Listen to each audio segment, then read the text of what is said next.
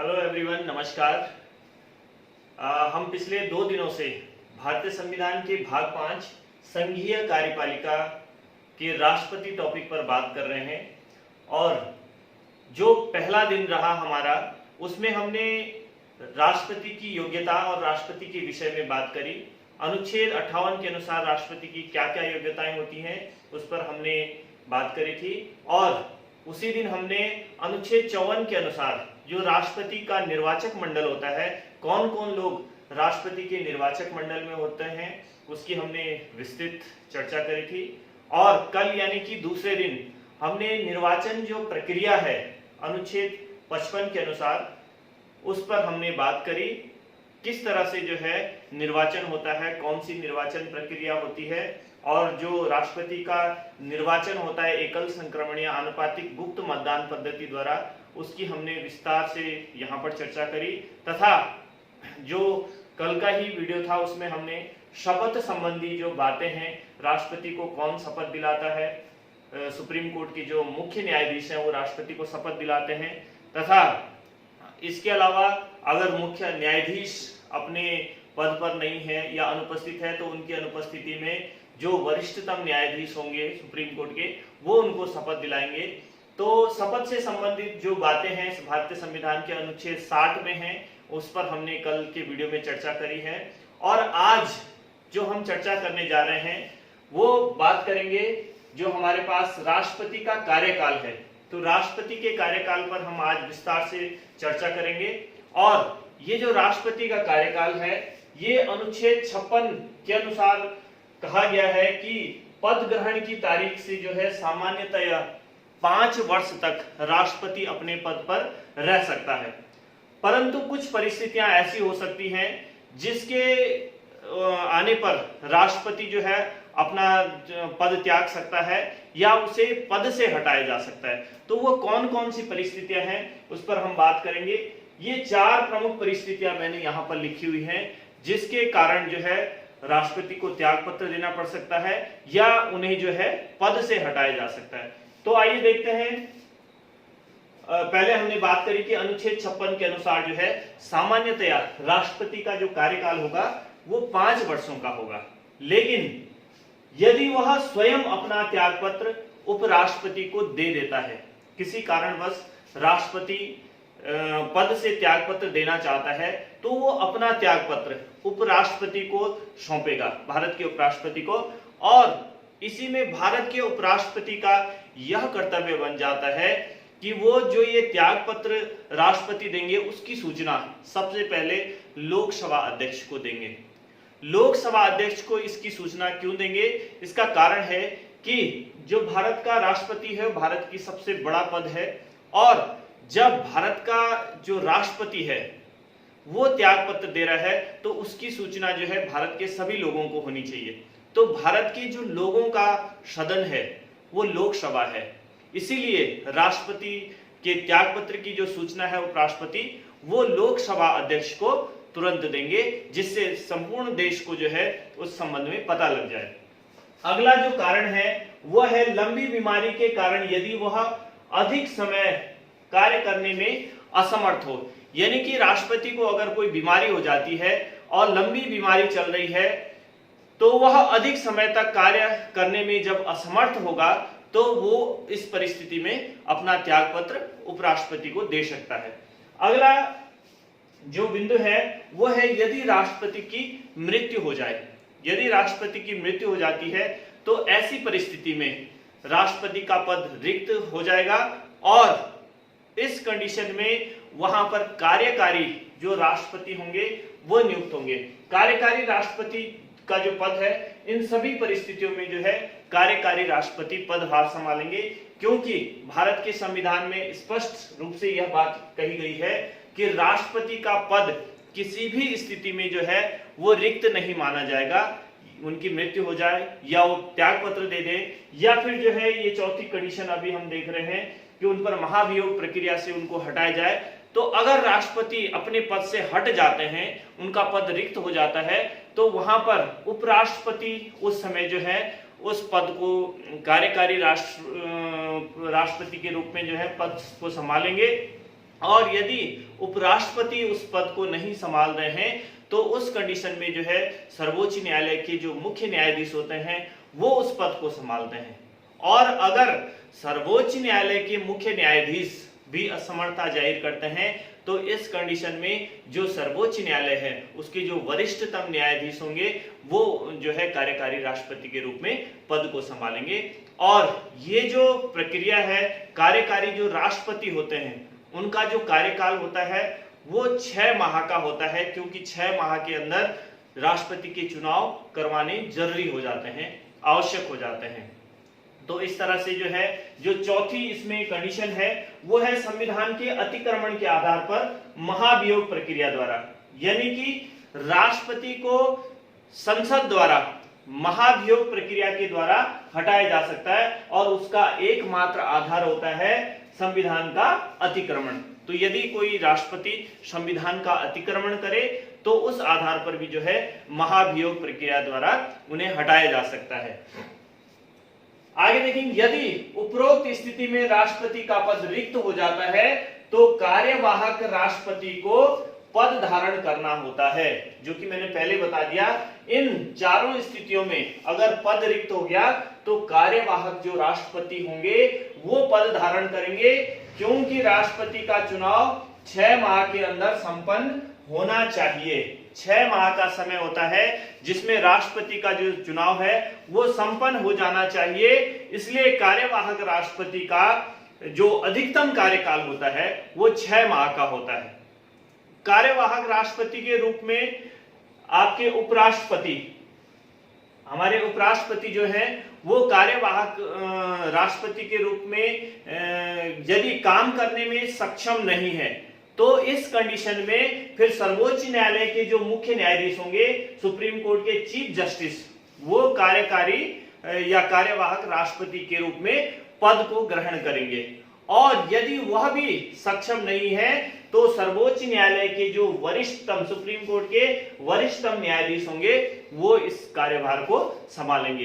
तो इस तरह से जो राष्ट्रपति का पद यदि रिक्त हो जाता है तो वो जो है पद को 6 माह के लिए जो है कार्यवाहक जो राष्ट्रपति हैं वो संभालते हैं। आपको बता दें कि कोई भी व्यक्ति राष्ट्रपति कितनी बार चुना जा सकता है, इस संबंध में हमारा संविधान मौन नहीं है। इस संबंध में भी जो है संविधान में स्पष्ट जो अनुच्छेद 57 है, 57 में यह बात कही गई है कि यदि राष्ट्रपति का पद जो है यदि कोई राष्ट्रपति दोबारा चुनाव लड़ना चाहता है तो वो कितनी भी बार जो है राष्ट्रपति बन सकता है, ऐसा स्पष्ट संविधान के अनुच्छेद 57 में कहा गया है। आपको बता दें कि सन 1969 में राष्ट्रपति जाकिर हुसैन की मृत्यु हो गई थी और मृत्यु होने के कारण जो नंबर 3 यहाँ पर कंडीशन है, इसके कारण जो है राष्ट्रपति का पद उस समय रिक्त हो गया था। और जब यह पद रिक्त हुआ तो उस समय जो उपराष्ट्रपति थे वो थे बीबी गिरी जी। तो बीबी गिरी जी ने चुनाव लड़ने, जो राष्ट्रपति का चुनाव लड़ना चाह रहे थे, तो चुनाव लड़ने के कारण जो है उन्होंने कार्यवाहक जो राष्ट्रपति है उसका पद धारण करने से जो है मना कर दिया था। कार्यवाहक राष्ट्रपति का पद धारण करने से उन्होंने मना कर दिया, अस्वीकार कर दिया था। इस कारण उस समय जो सुप्रीम कोर्ट के मुख्य न्यायाधीश थे, chief justice of supreme court थे, वो थे एम हिदायतुल्लाह। तो एम हिदायतुल्लाह ने जो है सन 1969 में कार्यवाहक राष्ट्रपति के रूप में पदभार संभाला था। तो ये हमारे देश के पहले और एकमात्र ऐसे सुप्रीम कोर्ट के मुख्य न्यायाधीश हैं जिन्होंने कार्यवाहक राष्ट्रपति के रूप में कार्य किया है। तो इस तरह से हमने राष्ट्रपति का जो कार्यकाल है इसके विषय में बात करी और अब हम देखेंगे राष्ट्रपति पर महाभियोग की जो प्रक्रिया है। राष्ट्रपति पर महाभियोग की बात कर लेते हैं।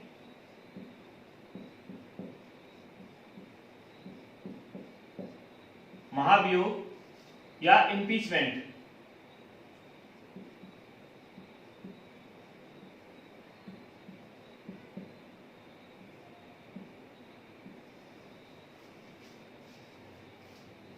देश के किसी भी व्यक्ति पर अगर किसी तरह से जो है उस पर आरोप लगाया जाता है तो वहां पर अभियोग पंजीकृत किया जाता है। लेकिन राष्ट्रपति के लिए महाभियोग शब्द जो है इसका हम प्रयोग करते हैं। और ये जो महाभियोग है ये अनुच्छेद 56(b) के अनुसार संविधान का उल्लंघन करने पर राष्ट्रपति को अनुच्छेद 61 में जो उपबंधित रीति है उसके अनुसार जो है महाभियोग प्रक्रिया जो है से इसको हटाया जाता है। तो इसके लिए हम दो अनुच्छेदों को याद रखेंगे। अनुच्छेद 56(b)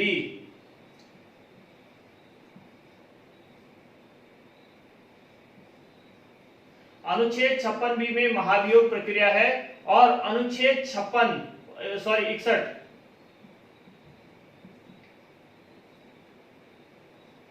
अनुच्छेद 61 में जो महाभियोग से संबंधित प्रक्रिया है उसकी बात की गई है। तो आइए अनुच्छेद 61 के अनुसार महाभियोग जो प्रक्रिया है उस पर बात करते हैं। अनुच्छेद 61 के अनुसार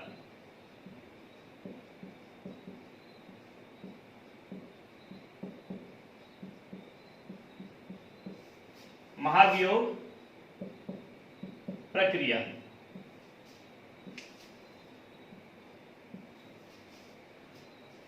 राष्ट्रपति पर जो महाभियोग लगाया जाता है वो संसद के द्वारा लगाया जाता है। और आपको पता है कि जो हमारी संसद है, संसद, इसके दो सदन हैं, राज्यसभा और लोकसभा।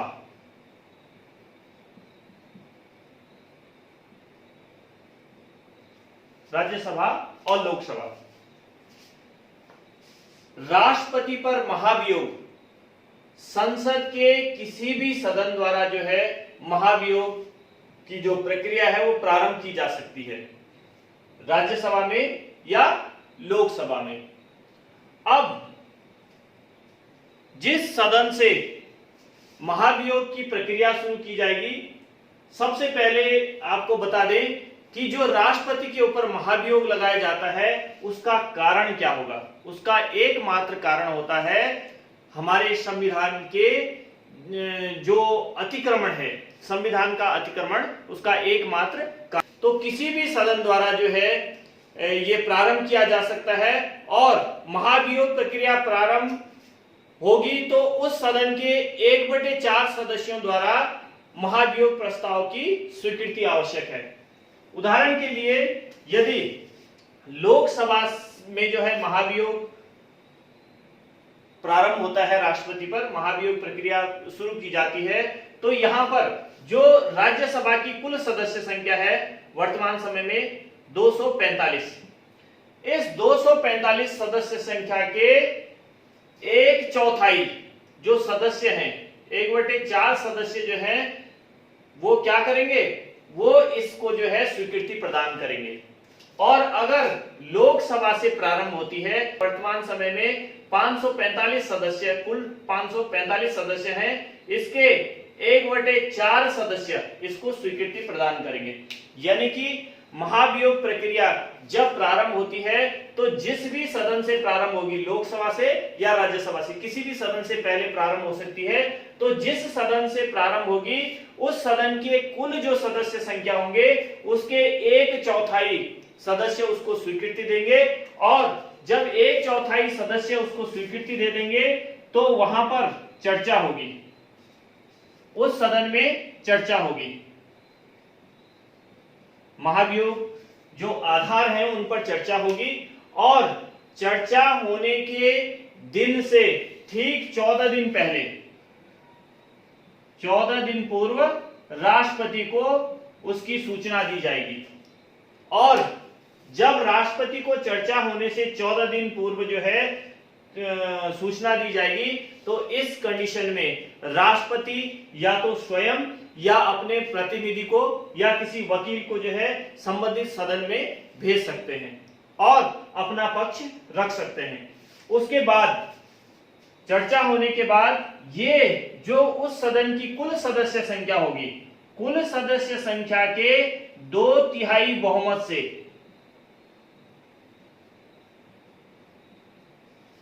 2/3 बहुमत से जो है प्रस्ताव को पारित करना होगा।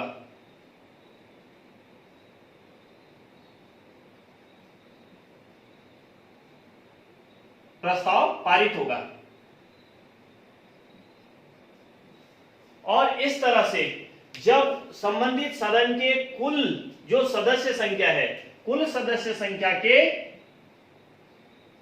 2/3 बहुमत से जब प्रस्ताव पारित हो जाएगा, तब वो जो प्रस्ताव है वो दूसरे सदन में जाएगा।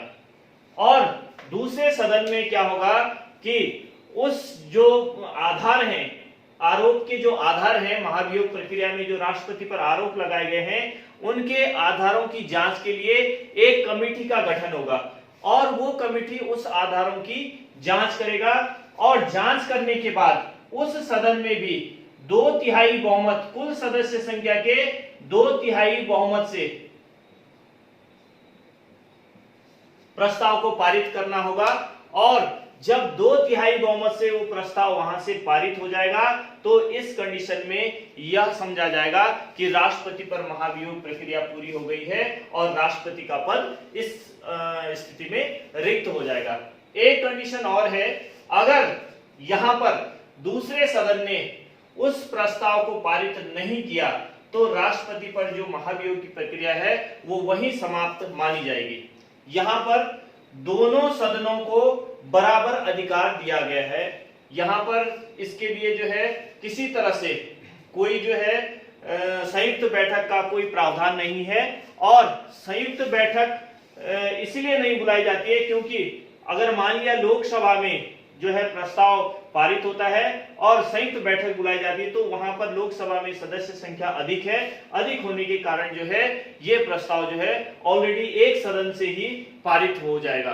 तो इस तरह से बराबर जो है इनको अधिकार प्राप्त है। प्रत्येक सदन से अनिवार्य रूप से जो है प्रस्ताव का पारित होना जरूरी है। कुछ बातें और हैं जो इससे संबंधित है।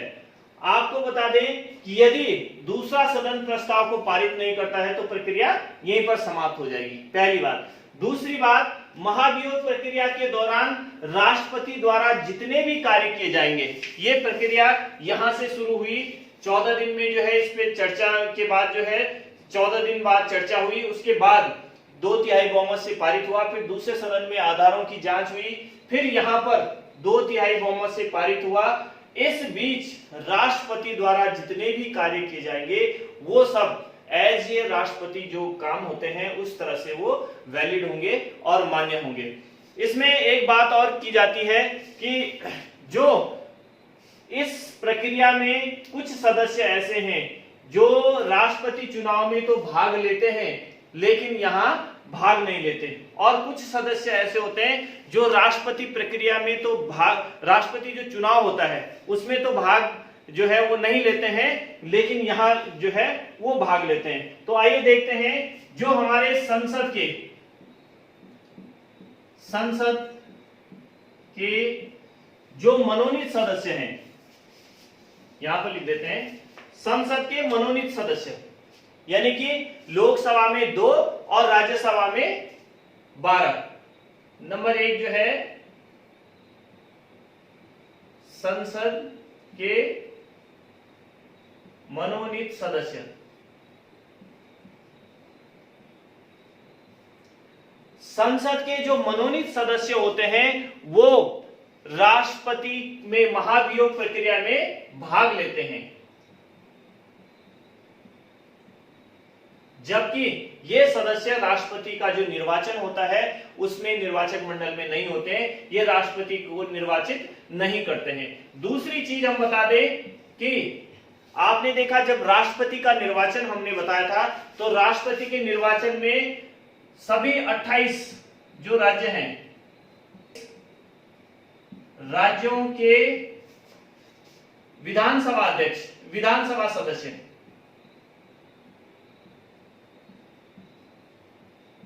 सभी 28 राज्यों के विधानसभा सदस्य तथा दिल्ली और पुदुचेरी, दिल्ली और जो पांडिचेरी है, पुदुचेरी है के विधानसभा सदस्य,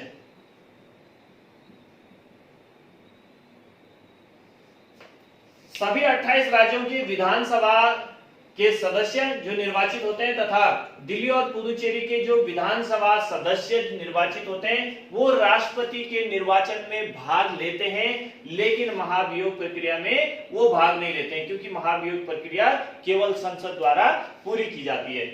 एक बात और है कि इस प्रक्रिया को जो राष्ट्रपति पर महाभियोग प्रक्रिया है उसे अर्ध न्यायिक प्रक्रिया भी कहा जाता है। इसका कारण यह है कि ये जो प्रक्रिया होती है उस समय संसद जो है न्याय की भूमिका में रहता है, इसलिए इसे जो है, क्योंकि संसद का काम होता है विधि बनाना, तो ये विधि नहीं बना रही, यहाँ पर न्याय की भूमिका में है, इसलिए इस प्रक्रिया को जो है, और पूरी न्याय की प्रक्रिया इसलिए नहीं कहते हैं क्योंकि न्याय की जो प्रक्रिया है वो न्यायालय द्वारा की जाती है, तो संसद के अंदर जो न्याय की प्रक्रिया की जा रही है इस कारण से उसे जो है अर्ध न्यायिक प्रक्रिया कहा जाता है।